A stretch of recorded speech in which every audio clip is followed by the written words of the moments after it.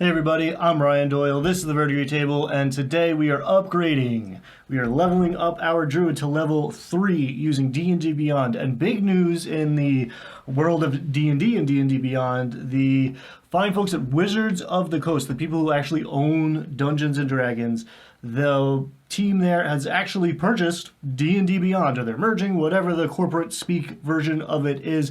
D&D Beyond is becoming part of Wizards of the Coast, which is part of Hasbro, which is the owners of D&D. And that might be surprising to you because it's very easy to assume that D&D Beyond is officially part of D&D, but that was not the case until just recently, or it's about to be true. So that means that I am a little more confident saying, hey, invest in, the ability to use things on D&D Beyond, because it's not going anywhere now, probably. There's all sorts of conjecture about what it means. Are they going to make a virtual tabletop? Are they going to give us access to things on D&D Beyond when we've purchased the physical copies of the books, or maybe some sort of discount?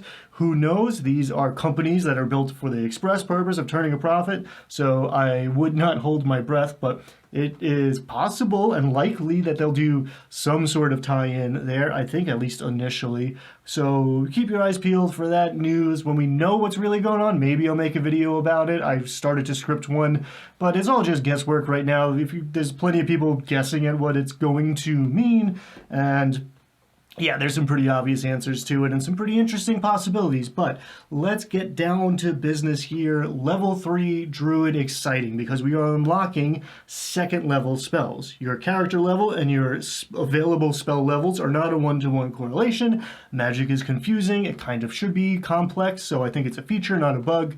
There is an episode in the D&D 101 series on Magic. I'll put a link to that playlist down below in case you need a little refresher on that, but yeah. Level 3, let's fire this up, and I'm going to go over to my class and make it level 3. I love this part. Bum, bum, bum, bum. Now, my max hit points jumped up to 24. I am taking the average here just for ease of this tutorial, but if you want to gamble, literally you can roll the dice, roll the d8, add your constitution modifier. Taking the average is easier and also safer, because you're never going to roll a 2.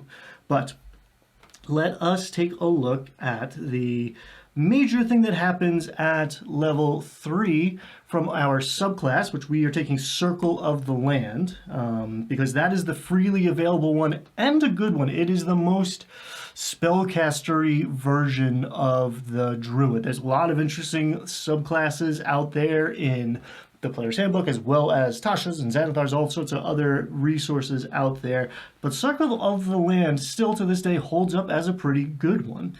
Whichever region we choose, whichever type of biome we are most connected with, thematically or mechanically, whatever set of spells we would like access to, we can choose one of these regions. And for Thava, our Druid here, we went with the coast.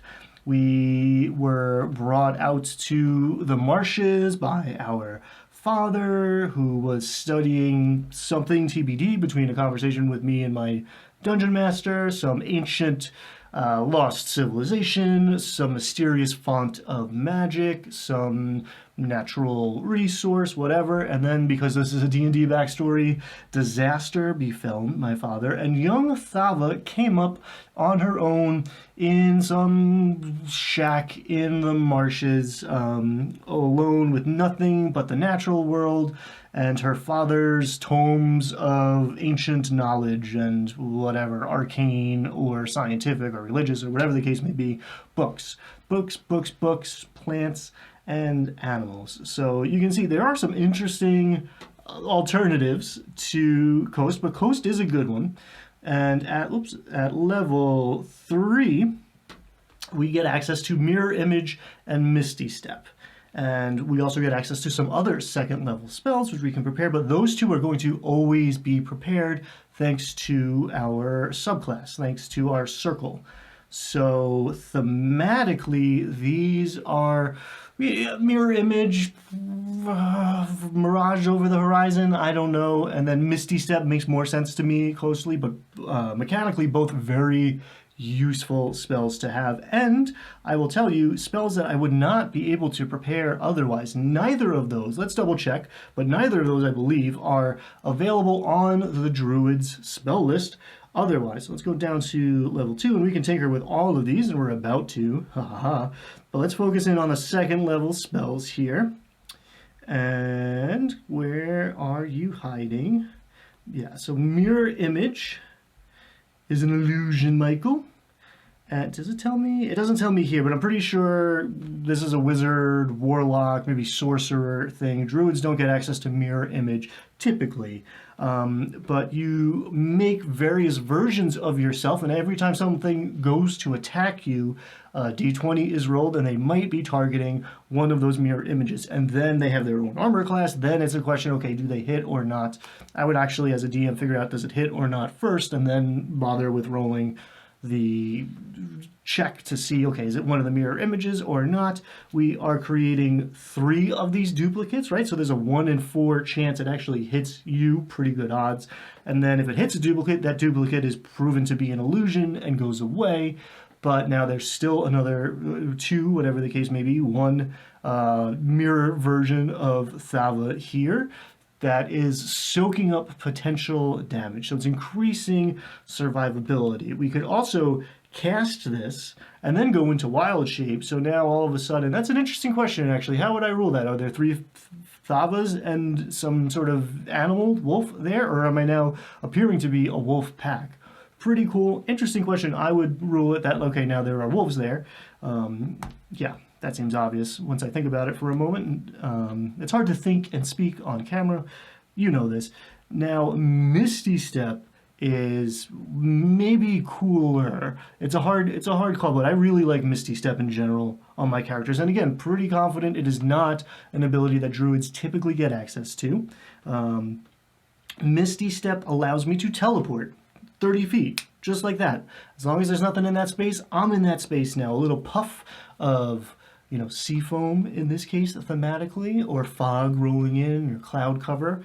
And as a bonus action, I move 30 feet. So if I am surrounded and trying to get out of dodge without doing a disarm action or triggering attacks of opportunity, I can Misty Step out of there. Or alternatively, if I move my 30 feet and that's not enough to get me in range to do whatever, hit something with a shillelagh, I can use my bonus action to Misty Step 30 feet closer to the action.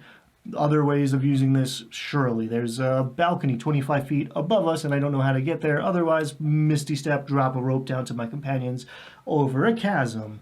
As long as I can see where I am going, then we're good. I can get there if it's within 30 feet. That's the kind of magic that I would, as much as, Fireball, Thunderwave, these like cool magic damage dealing spells are very appealing. The more utility spells like Misty Step would be very appealing to have in real life. All right, so let's take a look. We're going to prepare a couple other second level spells. Again, druids are prepared spellcasters, so I can change this list every time I take a long rest. So if I have an idea of what kind of day I'm going to have, I'll always have Mirror Image and Misty Step prepared, but everything else I can change, except for my cantrips.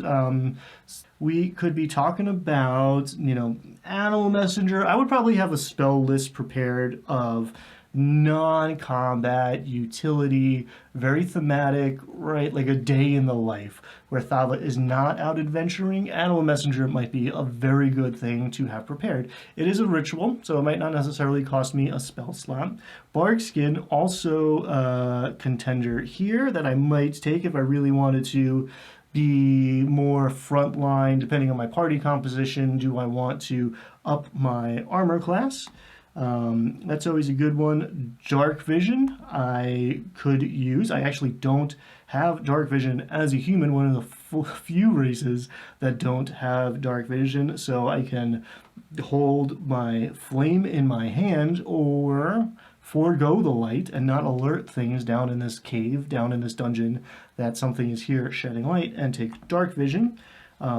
Enhance ability we took for our bard in the last series. Man, just here's advantage on one kind of skill every time you do it for the next hour. If we want it on the face's charisma scores, or we want the thief to have it on decks to sneak around and disarm traps. If we want to put it on our tank to give them a little more constitution and temporary hit points. There's a lot of awesome uses for enhance ability. The only reason I'm not going to prepare this right now is because we're going to take a couple other things that are more specific to Fava here, and tomorrow I very well may take enhance ability, especially if we're doing a more town day social game. But heat metal, oh man, nothing more druidy from that like vengeful pagan,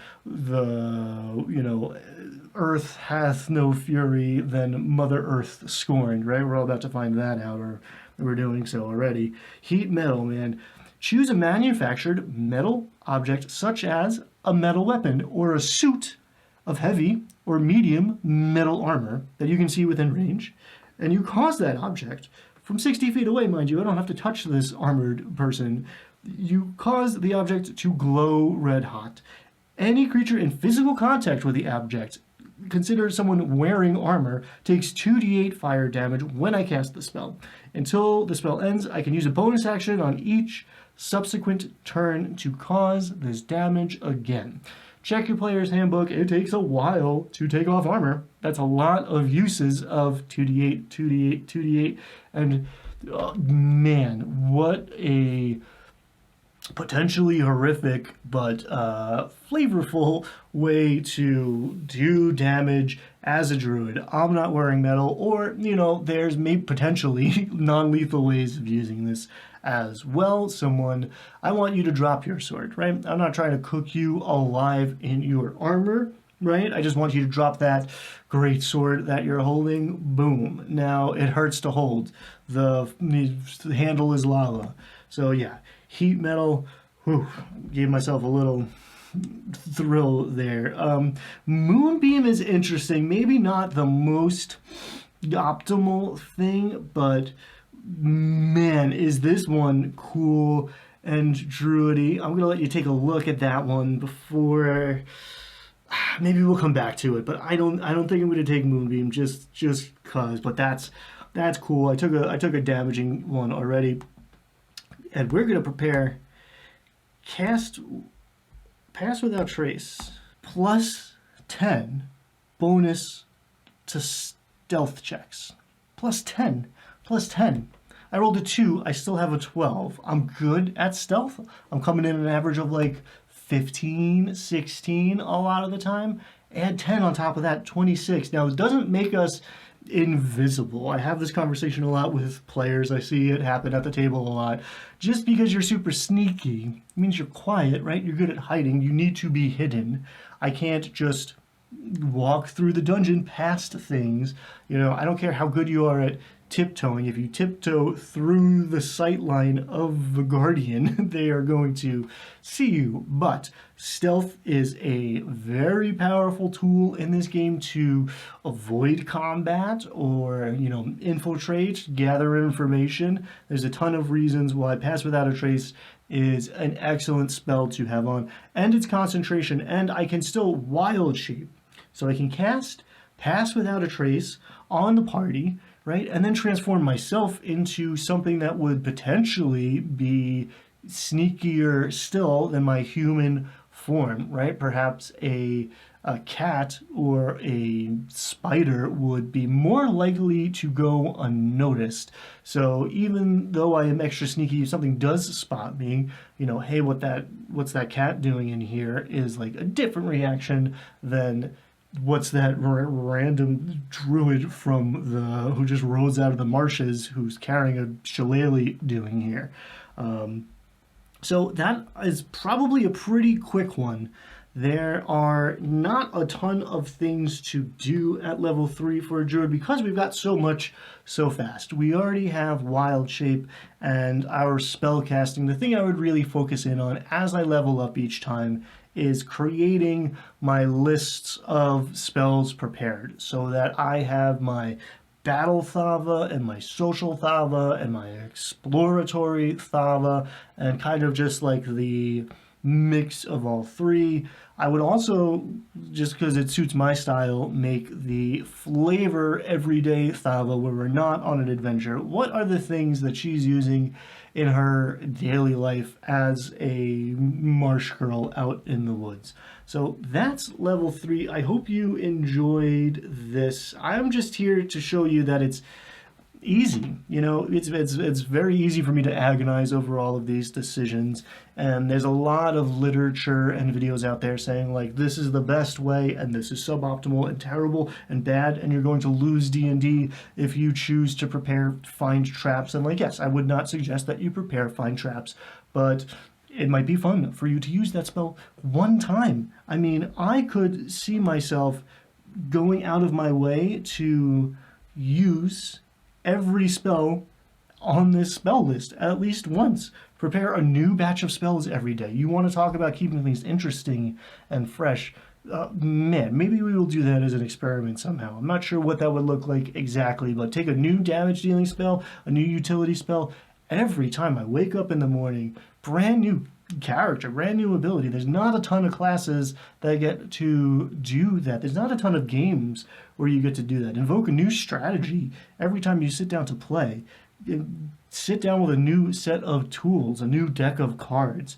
That's a really exciting idea that I'm into, but you do you. There's some spells that are better than others by the numbers, but the best spells to pick, we made a whole video about this, the best spells to pick are the ones that you are going to enjoy at the table playing with your friends and whatever, co-players. So get out there, have fun, be kind to yourself, be kind to each other, and I will see you next time. We're going to take Thava to level 4. Very excited for that. I enjoy this. I hope you do too. Let me know in the comments. Either way, I guess. And yeah, thanks for watching. Bye.